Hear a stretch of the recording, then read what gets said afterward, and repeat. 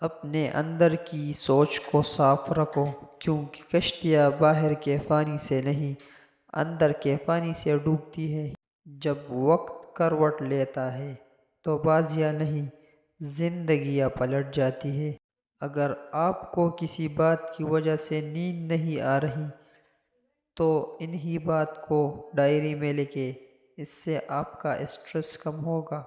انتہائی حماقت یہ ہے کہ انسان ایک ایسے شخص کی وجہ سے اپنی زندگی حرام کر لے جو خود خوشی سے کسی اور کے ساتھ چہکتا پھر رہا ہو۔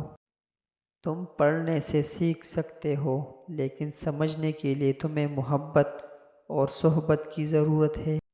میرے پاس وقت نہیں ان لوگوں سے نفرت کرنے کا جو مجھ سے نفرت کرتے ہیں، کیونکہ میں مصروف رہتا ہوں ان لوگوں میں جو مجھ سے محبت کرتے ہیں۔